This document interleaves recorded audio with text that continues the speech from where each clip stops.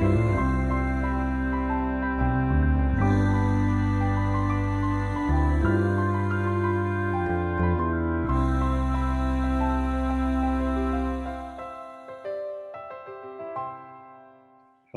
and welcome to Book Circle. I'm Earl Weinberg. Tonight we begin Past Master by R.A. Lafferty.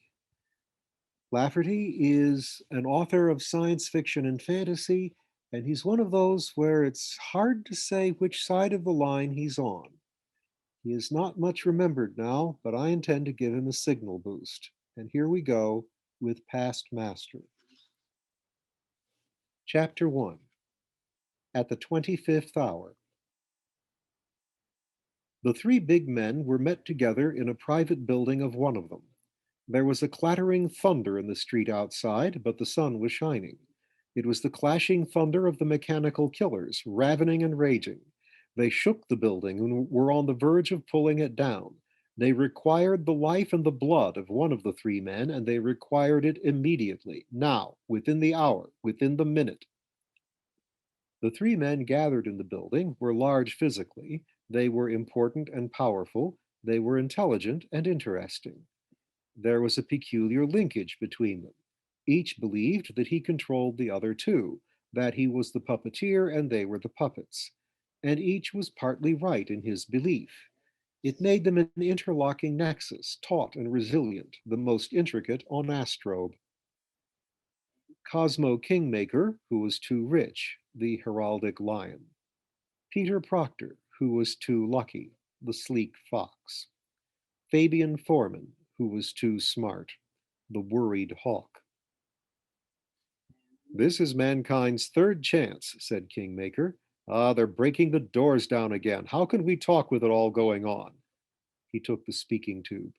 Colonel, he called out, you have sufficient human guards. It is imperative that you disperse the riot. It is absolutely forbidden that they murder this man at this time and place. He is with us and is one of us as he always has been. The colonel is dead, the voice came back. I am Captain John Chesum III, next in command.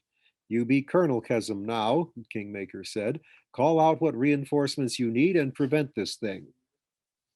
Foreman, said Peter Proctor softly within the room, whatever you are thinking this day, do not think it so strongly.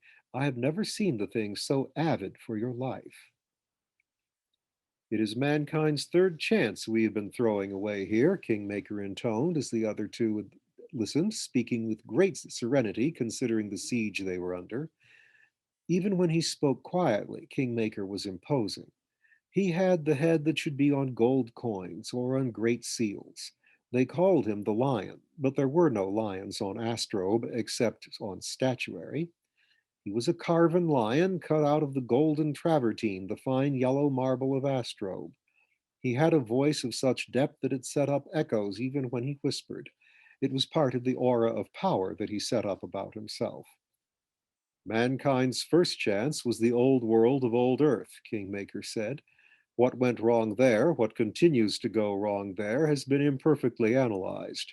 Earth is still a vital thing, and yet we must speak of it and think of it as something in the past. It didn't make it before in that old world, and it isn't going to make it now. It is shriveled. Thunder and bedevilment. They were howling and quaking worse than ever. They'd take the building apart stone by stone to get their prey, and they wouldn't be long about it. The mechanical killers were relentless when they came near their kill, and Fabian Foreman was their intended kill. Mankind's second chance was America, the new world of old Earth, Kingmaker continued. In one sense, it was the first new world, a sort of childhood of ourselves, and mankind experienced its second failure there. That was really the end of old Earth. She lives in our shadow now, has done so since we were big enough to cast a shadow. Thunder, thumping thunder outside, the screaming of maniac machines. Astrobe is mankind's third chance, continued the regal kingmaker. If we fail here, we may not be given another opportunity. There is something of number and balance that tells us we cannot survive another loss. If we fail here, we fail forever, and we are failing. Our luck has run out. Howling, undermining, and a section of one of the outside walls beginning to slide. Our luck will never run out, Proctor stated. We've oceans of luck still untapped. We are doing quite well. Those cases on old Earth did not end in total failure, Foreman stated in a somewhat shaky voice, though they did end in total death. And it is not a one, two, three thing. It is cyclic, and it has happened many times. It was veritable explosions outside when Foreman spoke. It was his life that the mechanical killers demanded right now. Hereafter, all the conversation was a little difficult, almost submerged in the ocean of noise and violence. Oh, my bleeding ears. They were black enough failures, Kingmaker cut back in, but that blackness was shot full of lightning. True, there were many failures, Fabian, but I make the three the magic number.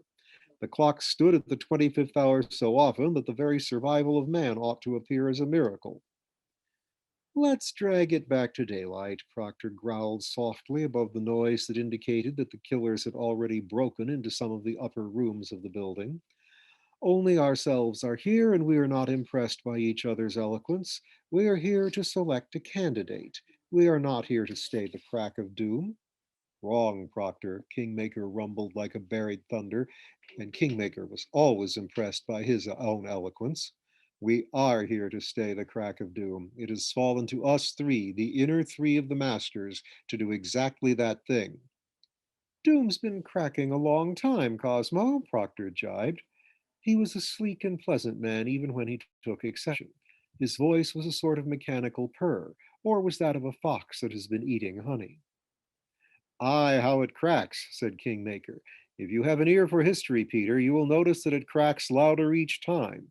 In many ways, we are a meaner people this time around. Would we three be at the top of the heap in any of the earlier orders?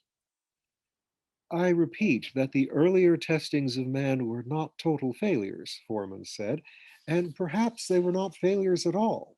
They were deaths. That is not the same thing. The floors were being undermined. You could hear the hate roaring of the things underfoot now. There has always been a web of desperate and quite incredible triumph, Foreman continued. The indomitableness of man has so far been the most amazing thing about him. I hate to see it going out of us. Foreman's voice did have a little of the hawk's cry in it, but also a jingle of old laughter. He was tall and graying and lined. He seemed older than the other two, and he was not. We've lost so much. Every time we die, we lose something. So much could have been done. So much became livid with rottenness that we belittle what was done. So, for one not quite total failure in the old world of old Earth, we were given another life something over 1,000 years ago. We were given the American thing. And failed even worse, Proctor purred with a sort of cheerful bitterness. No, we did not, Kingmaker protested. We failed even better. It's an ascending spiral till it breaks. That's true, Foreman said. Our American failure was less nearly total. With a new world to work in and with unlimited prospects, we limited them shamefully. There was no error of the old world that we did not commit again in the new world on a vaster plane. But there was another side to it. There were times when we almost balanced the loaded scales, when we reanimated both the old and new worlds. There were times when we won hands down when we didn't have a chance. We enlarged ourselves, the two hemispheres of us, and we set to tasks that before could not have been conceived. Oh, our failures were abysmal enough to sicken a scavenger, but we did come near to appreciating just how high the challenge is. That world died, though history does not record the event. So, for that death, which was not quite a total failure, we were given yet another life. On Astrobe, said Proctor with smiling contempt. Yes, here on Golden Astrobe, said Kingmaker with affection. Foreman says the other worlds all died, and in a sense he is right. This is the world that must not die. We are, and I do mean to be flowery, the third and possibly last chance of mankind. Foreman uses another count than mine, and I am never sure that we mean the same thing, but I know what I mean. Another failure will finish us. If we die here, that is the end of everything. Our contrivances, the machines, which say they will succeed us, can save neither themselves nor us. We have walked the fine line too long, and it almost disappears. How have we failed? For 500 years, everything went right. We have success safe in our two hands. And dropped it, said Foreman. In 20 years, everything has come apart. They were all cool, considering the howling menace outside and now perhaps within, but they had to pause for a moment when the noise completely overwhelmed them with its waves. I'm puzzled, Kingmaker said when it was possible to be heard again. For days at a time, the killers don't bother about you, Foreman, and then they go wild to get at you, as now. I believe they'll have your life this time. For days at a time, I am not clear in my own thinking, Foreman stated. Today I am, and they sense what it is. But they're mistaken in my motives. Nobody has the welfare of Astrobe so much to heart as myself. We've had the sensor machines run a few logs on you, Foreman, Kingmaker said heavily. It's certain that you'll be murdered. Today, I believe. Your logs say within the next several months at most. You will be literally torn to pieces, Foreman, your body dismembered. What fury but that of the mechanical killers could tear you apart as your logs indicate? I suspect another such fury building up, Kingmaker. It will upset all my personal plans severely if I'm murdered today. I'll need the several months that my logs give me as possible. Why did you have us meet here, Fabian? Proctor asked. There are many stronger places where you could be better protected. This building has some curiosities of design that I put in 20 years ago. It's my own building, and I know a way out. You belong to the Circle of Masters, the same as Kingmaker and I do, Proctor said. You have as much to do with the programming as does anyone, and you understand it better than either of us. If something is wrong with the programming of the mechanical killers, then fix it. Certainly, they should not attempt to kill you. They're programmed only to kill those who would interfere with the Astrobe dream. And by definition, all members of the Circle of Masters are utterly devoted to the Astrobian dream and are all of one mind. But even we three aren't of one mind. Kingmaker wants to continue the living death of Astrobe at all cost. You, Proctor, do not believe that there is anything very wrong with Astrobe, but I believe there is something very wrong with you. You are both attached in your own way to the present sickness. I want a death and resurrection of the thing, and the mechanical killers do not understand this. Rending and screaming of metal, a crash deep beneath them that echoed through the floor. The building is going down, Kingmaker said. We have only minutes.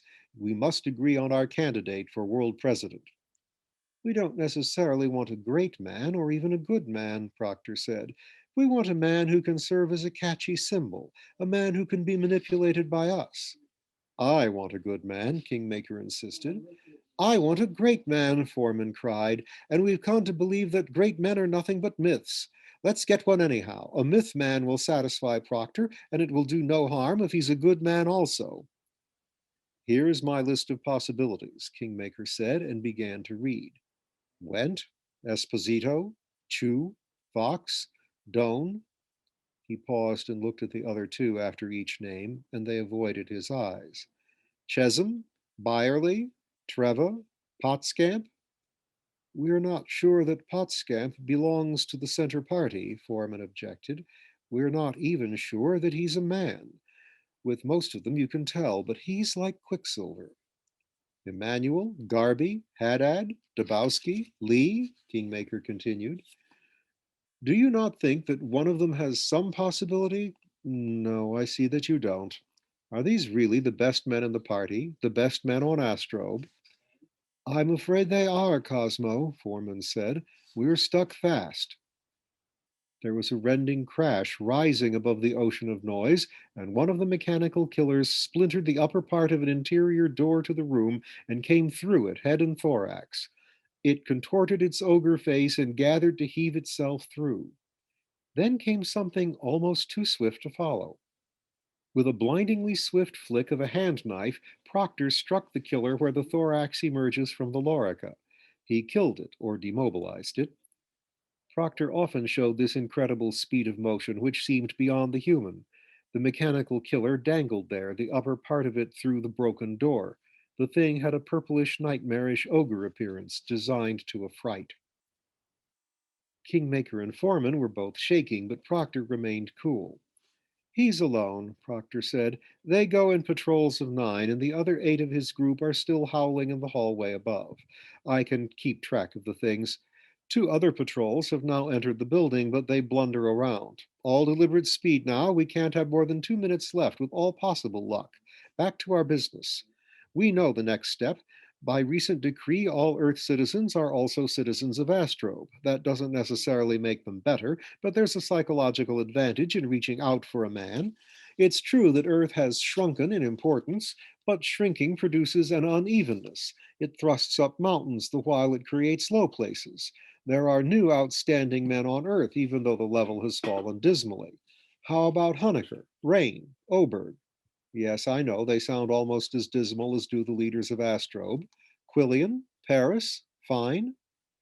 We are in a blind maze of midget men, Kingmaker said. There are no real leaders. It's become all automatic. Let's go the whole way then. The programmed persons propose once more that they manufacture the perfect candidate and that all parties endorse him. I'm tempted to go with them. We've been there before, Foreman protested. It didn't work then and it won't work now.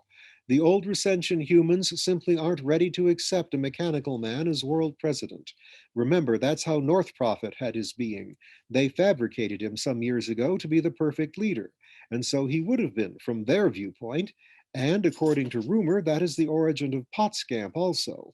No, it's a human leader that we need. We must keep the balance of a human for president and a mechanical for surrogate president. A mechanical man can't stop the doom clock from striking on us. He's part of the clock. There's one other field of search, Kingmaker came in as if on cue. If he hadn't, Foreman would have had to suggest it himself, and that would have taken the edge off it. We need not limit ourselves to men now living. Chronometastasis has been a working thing for a dozen years. Find a dead man who once led well. Let him lead again. It will catch the fancy of the people, especially if they guess it themselves and are not told it outright. There's a bit of mystery attached to a man who has been dead. But the dead of Astrobe will not do. A man doesn't get hoary enough in 500 years. Let's go back to Earth for a really big man, or one who can be presented as really big. How about Plato? Too cold, too placid, said Foreman. He was the first and greatest of them, but actually he was a programmed person himself, no matter that he designed the program. He wrote once that a just man can never be unhappy. I want a man who can be unhappy over an unjust situation. Have you suggestions for dead Earthmen, Proctor? For the sake of formality, yes. King Yu, Meng Ko, Chandragupta, Stilkio, Charles the Great, Cosimo I, Machiavelli, Edward Koch, Gustavus Vasa, Lincoln, Inigo Jones. They'd make an interesting bunch, and I'd very much like to meet every one of them. And yet, for our purpose, there is a little something lacking in each. They are men who are almost good enough, said Kingmaker. We already have plenty of men who are almost good enough. Have you a list, Foreman? Yes. Foreman took a folded paper from his pocket. He made a great show of unfolding it and smoothing it out. He cleared his throat. Thomas More, he said. He folded the paper again and put it back in his pocket. That's right, he said. Only one name on my list. He had one completely honest moment right at the end. I can't think of anyone else who ever had one. He did lose his head one time in a crisis, Proctor jibed. I believe he can handle it, Foreman said. All that's required is a mustard seed. Lay off it, you damned riddle maker, Kingmaker growled sharply. We have to hurry. It's your life they are after this day, Fabian. Yes, he'll make a nice novelty and he'll be presentable. I could say a dozen things against his selection. I could say twice as many against any other candidate we might propose. Shall we? They all nodded together. Send for him. Kingmaker smote his chair with finality. Will you handle it, Foreman? If I live through the next 5 minutes, I will handle it. If not, then one of you do it. Out now, you two. The killers will not touch you at all. And if I slip them this day, they may not bother me again for a week. The violence of their reaction to me comes and goes. Out with you. How handy. The wall opens to give you way. The shattered wall did open. Kingmaker and Proctor were out, and the mechanical killers were in with a surge. Foreman stood and trembled as the walls staggered and the whole undermined building collapsed. Then it was so murky that neither eyes nor sensors could make it out. The second and third stories came down on the first. The debris exploded inward. The killers, 10 patrols of them, went through its stones and beams, gnashing for flesh, and they covered the place completely. It was his own building, Foreman had said, and he knew a way out.